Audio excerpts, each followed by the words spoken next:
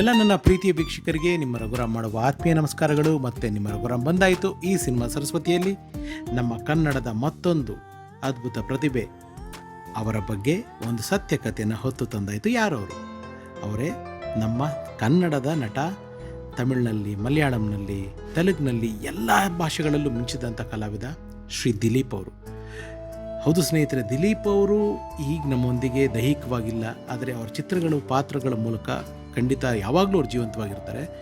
ನೀವೆಲ್ಲ ತುಂಬ ಅವರ ಬಗ್ಗೆ ಸಂದರ್ಶನ ಕೇಳಿದ್ರಿ. ನಾನು ಇಲ್ಲಿ ನೋಡಿ ಹಾಕ್ತಾ ಇದ್ದೀನಿ ವಾಟ್ಸಪ್ದು ಸ್ಕ್ರೀನ್ಶಾಟು. ಅವರ ಶ್ರೀಮತಿ ಹೇಮಾ ಅಂತ, ಹೇಮಾ ರವಿ ಅಂತ. ದಿಲೀಪ್ ಅವರ ಮೂಲ ಹೆಸರು, ನಿಜವಾದ ಹೆಸರು ರವಿ ಅವರ ಶ್ರೀಮತಿ ಹೇಮಾ ಮೇಡಮ್ ಅವ್ರನ್ನ 2024 ಫಾಲೋ ಅಪ್ ಮಾಡ್ತಾಯಿದ್ದೀನಿ, ಸಂಪರ್ಕದಲ್ಲಿದ್ದೀನಿ. ಅವರು ಇನ್ನೂ ಅವರ ಕೆಲವು ಕಾರಣಗಳಿಂದ ಸಂದರ್ಶನ ಕೊಟ್ಟಿಲ್ಲ. ಅವರ ಅಣ್ಣನ ಮಾತಾಡಿದ್ದೀನಿ, ಅವ್ರ ಅಣ್ಣನ ಮಕ್ಕಳು ಮಾತಾಡಿದ್ದೀನಿ. ಅವ್ರು ಇನ್ಫ್ಯಾಕ್ಟ್ ನಮ್ಮ ಕುಮಾರಪುರ ಪಕ್ಕ ಶೇಷಾದ್ರಿಪುರಂ ಇದೆ, ನಮ್ಮ ಮನೆ ಹತ್ರನೇ ಅವ್ರ ಮನೆ. ದಿಲೀಪ್ ಸರ್ ಇದ್ದಿದ್ದು ಅಲ್ಲೇನೇ. ಆ ಮನೇನ ಬಾಡಿಗೆ ಕೊಟ್ಟಿದ್ದಾರೆ. ಅಲ್ಲಿಗೆ ಬಂದಾಗಲೂ ಪರ್ಸ್ನಲ್ಲಾಗೂ ಹೋಗಿ ಹೇಮಾ ಮೇಡಮ್ ಅವ್ರನ್ನ ಮೀಟ್ ಮಾಡಿದ್ದೀನಿ. ಈಗ ದಿಲೀಪ್ ಅವ್ರ ಬಗ್ಗೆ ಒಂದಿಷ್ಟು ಮಾಹಿತಿನ ಹೇಳೋದಕ್ಕೆ ಇಷ್ಟಪಡ್ತೀನಿ. ಅವ್ರು ಹುಟ್ಟಿದ್ದು 26 ಅಕ್ಟೋಬರ್ 1956. ನೋಡಿ, ನಾನು ರೀಸೆಂಟಾಗಿ ನಮ್ಮ ಸತೀಶ್ ಸರ್ ಬಗ್ಗೆ ಒಂದು ಸ್ಟೋರಿ ಮಾಡಿದ್ದೆ, ಅದೇ ಕಣ್ಣು ಸತೀಶ್ ಅವ್ರ ಬಗ್ಗೆ.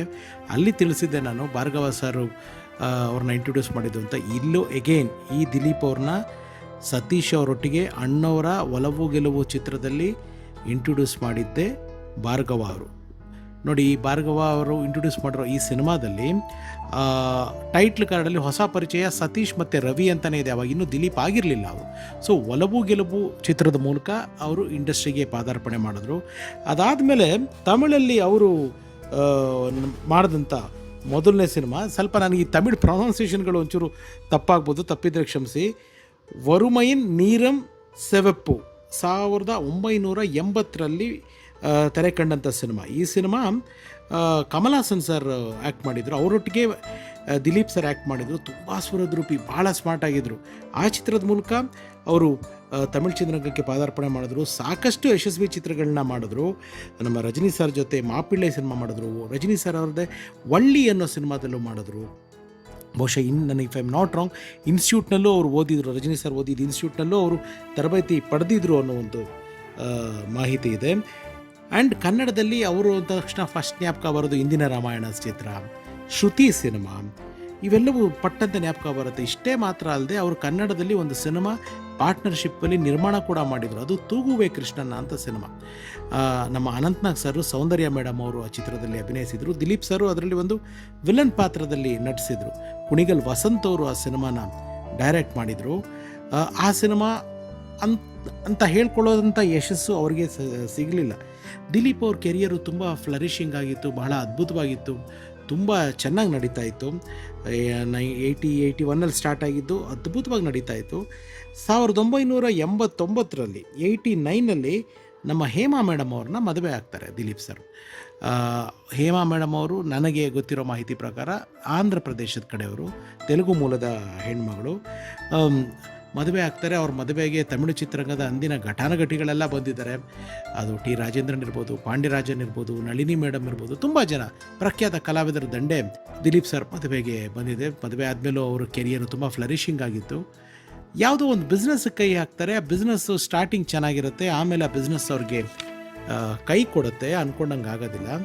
ಈ ಸ್ಟ್ರೆಸ್ ಆ್ಯಡ್ ಆನ್ ಆಗುತ್ತೆ. ಒಂದು ದಿವಸ ಸಡನ್ನಾಗಿ ಅವ್ರಿಗೆ ಫುಡ್ ಪಾಯ್ಸನ್ ಥರ ಆಗುತ್ತೆ. ಫುಡ್ ಪಾಯ್ಸನ್ ಥರ ಆಗಿ ಸಿಕ್ಕಾಪಟ್ಟೆ ಹೊಟ್ಟೆ ಅಪ್ಸೆಟ್ ಆಗುತ್ತೆ, ವಾಮಿಟಿಂಗ್ ಆಗುತ್ತೆ.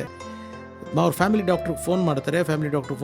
ಇಲ್ಲ ತುಂಬ ಡಿಹೈಡ್ರೇಟ್ ಆಗಿರುತ್ತಾರೆ, ವಾಮಿಟ್ ಜಾಸ್ತಿ ಆಗಿರೋದ್ರಿಂದ ಹಾಸ್ಪಿಟ್ಲಿಗೆ ಕರ್ಕೊಂಡು ಹೋಗಿದ್ದಾರೆ. ಸೊ ಹೇಮಾ ಮೇಡಮ್ ಅವರು ಅವ್ರ ತಮ್ಮ ಇಬ್ಬರು ಅವ್ರನ್ನ ಮದ್ರಾಸ್ನ ನಮ್ಮ ಪಡಪಳ್ಳಿನಲ್ಲಿ ಇದ್ದಂಥ ವಿಜಯ ಹಾಸ್ಪಿಟ್ಲಿಗೆ ಕರ್ಕೊಂಡೋಗಿ ಅಡ್ಮಿಟ್ ಮಾಡಿದ್ದಾರೆ. ಹೋಗಿ ಒಂದು ಬೆಳಗಿನ ಜಾವ 4:00-4:15 ಅಡ್ಮಿಟ್ ಮಾಡಿದ್ದಾರೆ. ಅಡ್ಮಿಟ್ ಮಾಡ್ತಾ ಇರೋಂಗೆ ಅವ್ರಿಗೆಲ್ಲ ಅಬ್ನಾರ್ಮಲ್ ಆಗೋಕ್ಕೆ ಸ್ಟಾರ್ಟ್ ಆಗಿದೆ, ಉಸಿರಾಡೋಕ್ಕೆ ತೊಂದರೆ ಆಗೋಕ್ಕೆ ಸ್ಟಾರ್ಟ್ ಆಗಿದೆ. 1-2-3 ಅವರ್ಸ್ಗೆ ವೆಂಟಿಲೇಟರ್ ಹಾಕಬೇಕು ಅಂತ ಹೇಳಿ ಎಲ್ಲ ಬರ್ಸ್ಕೋತಾರೆ. ವೆಂಟಿಲೇಟ್ರ್ ಕೂಡ ಹಾಕ್ತಾರೆ. ವೆಂಟಿಲೇಟ್ರೆಲ್ಲ ಹಾಕಿ ಉಳಿಯೋದೇ ಕಷ್ಟ ಅಂತೆಲ್ಲ ಹೇಳಿದ್ಮೇಲೆ ಸರ್ವೈವ್ ಆಗ್ತಾರೆ ದಿಲೀಪ್ ಸರು. ಅವ್ರಿಗೆ ರೆಸ್ಟ್ ಇರೋದಿಲ್ಲ. ತುಂಬ ಜನ ಚೆನ್ನೈನಲ್ಲೇ ಎಸ್ಟಾಬ್ಲಿಷ್ ಆಗಿದ್ದನ್ನು ಸಾಕಷ್ಟು ಜನ ಅವ್ರಿಗೆ ನೋಡೋಕ್ಕೆ ಬರೋರು ಹೋಗೋರು ಆಗ್ತಾಯಿದ್ರು. ಆವಾಗ ಮೈಸೂರಿಗೆ ಶಿಫ್ಟ್ ಆಗ್ತಾರೆ. ಯಾಕೆಂದರೆ ದಿಲೀಪ್ ಸರ್ ಫ್ಯಾಮಿಲಿ ಎಲ್ಲ ಮೈಸೂರಿನಲ್ಲೇ ಇದ್ದಿದ್ದು. ಈಗಲೂ ಅವ್ರ ಬ್ರದರ್ ಫ್ಯಾಮಿಲಿ ಎಲ್ಲ ಮೈಸೂರಲ್ಲೇ ಇರೋದು. ಮೈಸೂರಿಗೆ ಶಿಫ್ಟ್ ಆಗ್ತಾರೆ. ಮೈಸೂರಿನಲ್ಲೇ ಆರಾಮಾಗಿರ್ತಾರೆ ಅವರು, ಖುಷಿಯಾಗಿ ಹೆಲ್ತಿಯಾಗಿ ಓಡಾಡಿಕೊಂಡು ಇರ್ತಾರೆ. ಅವ್ರಿಗೆ ಡಯಾಬಿಟೀಸ್ ಅಫ್ಕೋರ್ಸ್ ಇತ್ತು. ಡಯಾಬಿಟೀಸ್ ಒಂದಿದ್ದು ಬೇರೆ ಮಿಕ್ಕಿದೆಲ್ಲ ಈ ಪ್ರಾಬ್ಲಮ್ ಏನು ಅವ್ರಿಗೆ ಪ್ರೀವಿಯಸ್ ಆಗಿತ್ತು, ಈ ಉಸಿರಾಟ ತೊಂದರೆ, ಅದೆಲ್ಲ ಸರಿ ಹೋಗುತ್ತೆ. ಅದೆಲ್ಲ ಸರಿ ಹೋದ್ಮೇಲೆ ಮತ್ತೆ ಡಿಸೈಡ್ ಮಾಡ್ತಾರೆ, ಇಲ್ಲ ಚೆನ್ನೈಗೆ ಹೋಗ್ಬೋಣ, ಚೆನ್ನೈಗೆ ಹೋಗ್ಬಿಟ್ಟು ಮತ್ತೆ ನಾವು ಸ್ಟಾರ್ಟ್ ಮಾಡೋಣ. ಇದ್ರ ಮಧ್ಯದಲ್ಲಿ ಸಾಕಷ್ಟು ತಮಿಳು ಧಾರಾವಾಹಿಗಳಲ್ಲಿ ನಡೆಸಿದ್ರು. ಸೊ ಚೆನ್ನೈಗೆ ಹೋಗಬೇಕು ಅಂತ ಪ್ಲ್ಯಾನ್ ಮಾಡ್ತಾರೆ, ಶಿಫ್ಟ್ ಆಗಬೇಕು ಅಂತ ಚೆನ್ನೈಗೂ ಹೋಗ್ತಾರೆ. ಅಲ್ಲಿ ಒಂದು ಮನೇನ ಬಾಡಿಗೆಗೆ ತೊಗೋತಾರೆ. ಒಂದು ಮನೇನ ಬಾಡಿಗೆಗೆ ತೊಗೊಂಡು ಆ ಬಾಡಿಗೆ ಮನೇನ ಅಲ್ಲಿನ ಶೂಟಿಂಗ್ಗಳಿಗೆ ಬಿಡೋದಕ್ಕೆ ಸ್ಟಾರ್ಟ್ ಮಾಡ್ತಾರೆ. ಟೆಲಿವಿಷನ್ಗೆ, ಸಿನಿಮಾಗಳಿಗೆ ಒಂದು 2-2.5 ವರ್ಷ ಇದು ಮಾಡ್ತಾರೆ. ಅಂದ್ಕೊಳ್ಳೋ ಅಂಥ ಆಪರ್ಚುನಿಟೀಸ್ ಬರೋದಿಲ್ಲ. ಮತ್ತು ಸ್ವಲ್ಪ ಸ್ಟ್ರೆಸ್ ಆಡೋನ್ ಆಗುತ್ತೆ. ಮಕ್ಕಳುಗಳೆಲ್ಲ ಚಿಕ್ಕವರು, ಮಗಳು ದೊಡ್ಡವರು, ಮಗ ಚಿಕ್ಕವರು. ಹೀಗೆ ಒಂದು ಫಾಲೋ ಅಪ್ಗೆ ಅಂತ ವಾಪಸ್ಸು ಮೈಸೂರು ಡಾಕ್ಟ್ರಿಗೆ ಬರ್ತಾ ಇರ್ತಾರೆ. ಅವರು ಚೆನ್ನೈನಲ್ಲಿದ್ರೂ ಡಾಕ್ಟ್ರು ಅವರ ಹೆಲ್ತ್ ಚೆಕಪ್ಗೆ ಮೈಸೂರಿಗೆ ಬರ್ತಾ ಇರ್ತಾರೆ. ಸೊ ಮೈಸೂರಿಗೆ ಬರ್ತಾರೆ. ಇದೇ ಮೇ ತಿಂಗಳಲ್ಲಿ ಬರ್ತಾರೆ, 2012ನೇ ಇಸ್ವಿನಲ್ಲಿ ಬರ್ತಾರೆ. ಡಾಕ್ಟ್ರು ಊರಿನಲ್ಲಿರೋದಿಲ್ಲ. ನೀವು ಅಡ್ಮಿಟ್ ಆಗಿ ನಾನು ಬಂದು ಚೆಕ್ ಮಾಡ್ತೀನಿ ಅಂತ ಹೇಳಿದ್ರೆ ಒಂದು 2-3 ಡೇಸಲ್ಲಿ ಕಂಡೀಷನ್ ಕಂಪ್ಲೀಟ್ ಕ್ರಿಟಿಕಲ್ ಆಗುತ್ತೆ. ಮೇ 25ನೇ ತಾರೀಕು 2012 ಅವರು ಕಾಲ್ವಾಗಿ ಹೋಗ್ಬಿಡ್ತಾರೆ. ನೀವು ನಂಬಲ್ಲ ಸ್ನೇಹಿತರೆ, ಮೈಸೂರಿನಲ್ಲಿ ಕಾಲ್ವಾಗೋದ್ರು ಇದು ಅಂತೆಲ್ಲ ಗೊತ್ತಾಯಿತು. ನಾನು ಅವ್ರ ಫ್ಯಾಮಿಲಿ ನೋಡ್ಕೋಕ್ಕೆ ತುಂಬ ತುಂಬ ತುಂಬ ಶ್ರಮ ತೊಗೊಂಡಿದ್ದೀನಿ. ಅದನ್ನು ನಾನು ಯಾವುದೂ ಅಳಿಕಿಲ್ಲದೆ ಹೇಳ್ಕೊತೀನಿ. ಹಳ್ಳಿ ಟಿ ವಿ ಅಂತ ಒಂದು ಯೂಟ್ಯೂಬ್ ಚಾನಲ್ ಇದೆ. ಆ ಯೂಟ್ಯೂಬ್ ಚಾನಲ್ನ ಓನರ್ ಚಂದನ್ ಅವರು ಯಾವಾಗಲೂ ಒಂದು ಏನೋ ಅವ್ರು ಬೇರೆ ಸ್ಟೋರಿ ಮಾಡೋಕ್ಕೆ ಹೋದಾಗ ಆ ವೀರಶೈವ ಅವರ ಸಮುದಾಯದ ರುದ್ರಭೂಮಿ ಏನಿದೆ ಅಲ್ಲಿ ದಿಲೀಪ್ ಅವ್ರದ್ದು ಫೋಟೋ ಹಾಕ್ಬಿಟ್ಟು ಒಂದು ವಿಡಿಯೋ ಮಾಡಿದರು. ಆ ವಿಡಿಯೋ ತುಂಬ ವೈರಲ್ ಆಗಿತ್ತು. ಹಳೆ ಫಿಲಮ್ ಎಲ್ಲ ಮಾಡ್ತಿದ್ರು ದೇವರಾಜ್ ಆ ಟೈಮಲ್ಲಿ. ಸುಮಾರು ಫಿಲಮ್ ಮಾಡಿದೆ. ಒಬ್ಬ ಮಗಳು ಒಬ್ಬ ಮಗ ಇದೆ. ಹೋದ ವರ್ಷ ಮದುವೆ ಐತಿ ಮಗಳದು. ಅಯ್ಯ ಬರ್ತವೆ ಹೆಂಡತಿ ಮಕ್ಕಳೆಲ್ಲ ಪೂಜೆ ಮಾಡ್ಕೊಂಡು ಹೋಗ್ತಾರೆ. ಹೌದಾ? ಏನಾಯ್ತು ಇವರಿಗೆ? ಮಾಡ್ರಸಿಂದ ಏನೋ ಹುಷಾರಿರ್ಲಿಲ್ಲ ನನಗೆ. ಅದು ಇವರಿಗೂ ನೀವೇ ಗುಂಡಿ ತೋಡಿದ್ದ? ಹೌದು. ಆ ವಿಡಿಯೋ ನೋಡಿ ಸಾಕಷ್ಟು ಜನಕ್ಕೆ ದಿಲೀಪ್ ಸರ್ ಎಲ್ಲೋ ಇನ್ನೂ ಬದುಕೇ ಇದ್ದಾರೆ ಅಂತ ಅಂದ್ಕೊಂಡಿದ್ದವ್ರಿಗೂ ಒಂದು ಶಾಕ್ ಆಯಿತು. ಚಂದನ್ ಅವ್ರನ್ನ ನಾನು ಕಾಂಟ್ಯಾಕ್ಟ್ ಮಾಡಿ ಚಂದನ್ ಅವ್ರ ಮೂಲಕ ನಾನು ಲಿಂಕ್ ತೊಗೊಳಕ್ಕೆ ಟ್ರೈ ಮಾಡಿದೆ. ಪಾಪ ಅವ್ರಿಗೂ ಗೊತ್ತಿಲ್ಲ ಆ ರುದ್ರಭೂಮಿನಲ್ಲಿ ಈ ರೀತಿ ಕೆಲಸ ಮಾಡ್ತಿದ್ದಂಥ ಒಬ್ಬ ಹೆಣ್ಮಗಳು ಎಷ್ಟೋ ಜೀವ ಹೋದ ದೇಹಗಳಿಗೆ ಇದರ ಮಣ್ಣು ಮಾಡಿದ್ದಾರೆ. ಅವರ ನಂಬರ್ ತೊಗೊಂಡೆ. ಪಾಪ ಅವ್ರಿಗೆ ಹುಷಾರಿರಲಿಲ್ಲ. ಅವಾಗ ಅವ್ರ ಹತ್ರ ಮಾತಾಡಿ ಅವರೆಲ್ಲೆಲ್ಲೋ ಹುಡ್ಕೊಂಡು ದಿಲೀಪ್ ಅವರ ಅಣ್ಣನ ನಂಬರ್ ಕೊಟ್ಟರು. ಅಣ್ಣನ ನಂಬರ್ ಕೊಟ್ಟು ಅವ್ರ ಹತ್ರ ಮಾತಾಡಿದೆ. ಇದೆಲ್ಲ ನಾನು 3-4 ವರ್ಷದ ಹಿಂದಿನ ಕತೆ ಹೇಳ್ತಾ ಇರೋದು. ಆಮೇಲಿಂದ ದಿಲೀಪ್ ಸರ್ ಅವರ ಮಡದಿ ಸಂಪರ್ಕಕ್ಕೆ ಬಂದರು. ಇಲ್ಲಿ ಇನ್ನೊಂದು ಕೋಇನ್ಸಿಡೆನ್ಸ್ ಅಂದರೆ ಇದೇ ವಿಚಾರಕ್ಕೆ ಸಂಬಂಧಪಟ್ಟಾಗಿ ಇತ್ತೀಚೆಗಷ್ಟೇ ನಮ್ಮನ್ನು ಅಗಲಿದ ಶ್ರೀ ದಿಲೀಪ್ ರಾಜ್ ಅವ್ರನ್ನೂ ಕೂಡ ನಾನು ಸಂಪರ್ಕ ಮಾಡಿದೆ. ಯಾಕೆಂದರೆ ದೇ ಆರ್ ಡಿಸ್ಟೆಂಟ್ ರಿಲೇಟಿವ್ಸ್. ಆ ಸಂದರ್ಭದಲ್ಲಿ ನಾನು ಸರ್ ದಯವಿಟ್ಟು ದಿಲೀಪ್ ಸರ್ ಒಂದು ಮಾತು ಹೇಳಿ ನೀವು ಅವ್ರ ಅಣ್ಣನಿಗೆ, ಈ ನಮ್ಮ ತಮಿಳು ಕನ್ನಡ ಆ್ಯಕ್ಟ್ರದ ದಿಲೀಪ್ ಅವ್ರ ಅಣ್ಣನಿಗೆ ಈ ಥರ ರಘುರಾಮ್ ಗೊತ್ತು, ಒಂದು ಇಂಟರ್ವ್ಯೂ ಆದರೆ ಚೆನ್ನಾಗಿರುತ್ತದೆ. ಖಂಡಿತ ಸರ್ ನಿಮ್ಮದೆಲ್ಲ ಪ್ರೋಗ್ರಾಮ್ಗಳು ನೋಡ್ತಾ ಇರ್ತೀನಿ, ನಾನು ಖಂಡಿತ ಹೇಳ್ತೀನಿ ಅಂತ ಹೇಳಿದರು ದಿಲೀಪ್ ಅವರು. ಇದಾದಮೇಲೆ ಸಾಕಷ್ಟು ಪ್ರಯತ್ನಗಳು ನಡೀತು.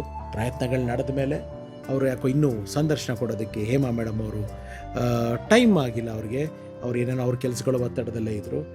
ಬಟ್ ಇತ್ತೀಚೆಗೆ ಒಂದು ಸಂತೋಷವಾದ ವಿಚಾರ ಏನಂತಂದರೆ, ಇದೇ ವರ್ಷ 7th ಫೆಬ್ರವರಿ ನಮ್ಮ ದಿಲೀಪ್ ಸರ್ ಅವರ ಮಗ ಮೌರ್ಯ ಅವ್ರದ್ದು ಮದುವೆ ಆಯಿತು. 7th ಫೆಬ್ರವರಿ ನನಗೆ ವಾಟ್ಸಪ್ಪಲ್ಲಿ ಮೇಡಮ್ ಅವರು ಇನ್ವಿಟೇಷನ್ ಕೂಡ ಕಳಿಸಿದರು. ಬಟ್ ನಾನು ಕಾರಣಾಂತರಗಳಿಂದ ಹೋಗೋಕ್ಕಾಗಲಿಲ್ಲ. ಚೆನ್ನೈನಲ್ಲಿ ವಿವಾಹ ಆಗಿತ್ತು, ಆದಿತ್ಯ ಹೋಟ್ಲಲ್ಲಿ. ಅದರದ್ದು ರಿಸೆಪ್ಷನ್ದು ವೆಡ್ಡಿಂಗ್ ಇನ್ವೈಟ್ ಕೂಡ ನನಗೆ ಬಂದಿತ್ತು. ಖುಷಿಯಾಯಿತು ಅವ್ರ ಮಗ ಸೆಟ್ಲಾಗಿದ್ದಾರೆ ಅಂತ. ಇಲ್ಲಿ ತುಂಬ ಒಂದು ಗ್ರೇಟ್ ಕ್ಯಾರೆಕ್ಟರ್ ಅಂತಂದರೆ ಭವ್ಯ ಅವರು, ದಿಲೀಪ್ ಸರ್ ಮಗಳು. ಅವರ ಮದುವೆನೂ ಕೂಡ ಸ್ವಲ್ಪ ದಿವಸಗಳ ಕಾಲ ಅವರು ಹೋಲ್ಡ್ ಮಾಡಿ ತಮ್ಮನ್ನು ಒಂದು ಸೆಟ್ರೇಟ್ ಮಾಡಿ ತಾಯಿಗೆ ಒಂದು ಸಪೋರ್ಟಿವ್ ಆಗಿ ನಿಂತು ಈಗ ಒಂದು 2.5 ಇಯರ್ಸ್ ಬ್ಯಾಕ್ ಮದುವೆ ಆಗಿದೆ ಭವ್ಯ ಮೇಡಮ್ ಅವ್ರಿಗೂ. ಅವರು ಇಲ್ಲಿ ಬೆಂಗಳೂರು ಇಂದಿರಾನಗರಲ್ಲಿದ್ದಾರೆ. ದಿಲೀಪ್ ಸರ್ ಮಗ ಮೌರ್ಯ ಅವರು ಸಿನಿಮಾಗಳಲ್ಲಿ, ಆ್ಯಡ್ಗಳಲ್ಲಿ ಎಲ್ಲ ಕೆಲಸ ಮಾಡ್ತಾ ಇದ್ದಾರೆ, ಸ್ಟ್ರಗಲ್ ಮಾಡ್ತಾ ಇದ್ದಾರೆ ಅವ್ರದ್ದೇ ಆದಂಥ ನೆಲೆ ಕಟ್ಕೊಳ್ಳೋಕ್ಕೆ. ಒಳ್ಳೆಯದಾಗಲಿ, ಎಲ್ಲ ನಮ್ಮ ಕನ್ನಡಿಗರ ಆಶೀರ್ವಾದ ಅವ್ರಿಗಿರುತ್ತೆ. ಅವ್ರ ಮಗನ ನೋಡಿದ್ರೆ ನೀವು ದಿಲೀಪ್ ಸರ್ ಯಂಗರ್ ವರ್ಷನೇ ನೋಡ್ದಂಗೆ ಆಗುತ್ತೆ. ಆ ಕೂದಲು, ಹೇರ್ ಸ್ಟೈಲು ಎಲ್ಲ ಹಾಗೆ ಕಾಣಿಸ್ತಾರೆ. ಸೊ ದಿಲೀಪ್ ಸರ್ ತುಂಬ ಕಷ್ಟಪಟ್ಬಿಟ್ಟು ಬಂದಿದ್ದು. ಸ್ವಾಗತ್ ಹೋಟ್ಲಲ್ಲಿ ರಿಸೆಪ್ಷನಿಸ್ಟ್ ಆಗಿದ್ದರು, ಆಟೋ ಡ್ರೈವಿಂಗ್ ಕೆಲಸ ಮಾಡಿದರು ಚೆನ್ನೈನಲ್ಲಿ. ಈ ರೀತಿ ಸಾಕಷ್ಟು ಸ್ಟ್ರಗಲ್ ಮಾಡಿ ಒಂದು ಹಂತಕ್ಕೆ ಬಂದು ಸಿನಿಮಾ ನಂಬಿ ಸಿನಿಮಾಲಿ ಆ್ಯಕ್ಟ್ ಮಾಡಿ ಒಂದು ಪ್ರೊಡ್ಯೂಸರ್ ಕೂಡ ಆಗಿ, ಅದು ಕನ್ನಡ ಸಿನಿಮಾನೇ ಪ್ರೊಡ್ಯೂಸ್ ಮಾಡಿದ್ರು ನೋಡಿ ಅವರು. ಇದೆಲ್ಲ ಮಾಡಿ ಅವರು ಸಾಕಷ್ಟು ಈ ಒಂದು ಚಿತ್ರರಂಗಕ್ಕೆ ಸೇವೆ ಕೊಟ್ಟಿದ್ದರು. ಆ ದಿಲೀಪ್ ಸರ್ ಕಾರ್ಯ, ದಿಲೀಪ್ ಸರ್ ಅವರ ಕೆಲಸಗಳು ಯಾವತ್ತಿಗೂ ಜೀವಂತ. ನಾನು ತುಂಬ ಪ್ರಯತ್ನ ಪಡ್ತಾಯಿದ್ದೀನಿ, ಇವತ್ತಿಗೂ ಆಸೆ ಇಟ್ಟಿದ್ದೀನಿ. ಹೇಮಾ ಮೇಡಮ್ ಅವ್ರಿಗೂ ಈ ಮೂಲಕ ನಾನು ಮತ್ತೊಮ್ಮೆ ರಿಕ್ವೆಸ್ಟ್ ಮಾಡ್ತೀನಿ, ನಿಮ್ಮ ಯಜಮಾನರ ಬದುಕಿನ ಕತೆ ದಾಖಲಿಸೋದಕ್ಕೆ ನನಗೆ ತುಂಬ ಆಸೆ ಇದೆ. ಅವ್ರ ಮಗನಿಗೆ, ಮಗಳಿಗೆ ಇಬ್ಬರಿಗೂ ಈ ಮೂಲಕ ನಾನು ರಿಕ್ವೆಸ್ಟ್ ಮಾಡ್ತೀನಿ, ಅವ್ರ ಮಗನ ವೈವಾಹಿಕ ಜೀವನಕ್ಕೆ ಎಲ್ಲ ನಮ್ಮ ಕನ್ನಡಿಗರ ಪರವಾಗಿ RR ಕನಸುಗಳ ಕಾರ್ಖಾನೆಯ ವೀಕ್ಷಕರ ಪರವಾಗಿ ನನ್ನ ಶುಭ ಹಾರೈಕೆಗಳನ್ನ ತಿಳಿಸ್ತಾ ಇದ್ದೀನಿ. So Dileep sir, we respect you. ನೀವು ನಮ್ಮ ಕನ್ನಡಿಗ ಅನ್ನೋ ಒಂದು ಹೆಮ್ಮೆ ಇದೆ. ನಿಮ್ಮ ಬಗ್ಗೆ ಇಷ್ಟಾದರೂ ಮಾಹಿತಿನ ದಾಖಲೆ ಮಾಡ್ತಿದ್ದೀನಿ ಅನ್ನೋ ಖುಷಿ ಕೂಡ ನನಗಿದೆ ಅಂತ ಹೇಳ್ತಾ, ಸ್ನೇಹಿತರೆ, ಇಲ್ಲಿಗೆ ಈ ಸಿನಿಮಾ ಸರಸ್ವತಿನ ಮುಕ್ತಾಯ ಮಾಡ್ತಾ ಇದ್ದೀನಿ. ಮತ್ತೆ ಮುಂದಿನ ಸಿನಿಮಾ ಸರಸ್ವತಿಯಲ್ಲಿ ಭೇಟಿ ಆಗ್ತೀನಿ. ನಿಮಗೆ ಈ ಕತೆ ಖುಷಿ ಕೊಟ್ಟಿದ್ರೆ ನಮ್ಮ ಶ್ರಮ ಸಾರ್ಥಕ ಅಂತ ತಿಳಿಸ್ತಾ, ಸರ್ವೇ ಜನ ಸುಖಿನೋ ಭವಂತು. Love you all. ನಾನು ನಿಮ್ಮ ರಘುರಾಮ್. ನಮಸ್ಕಾರ.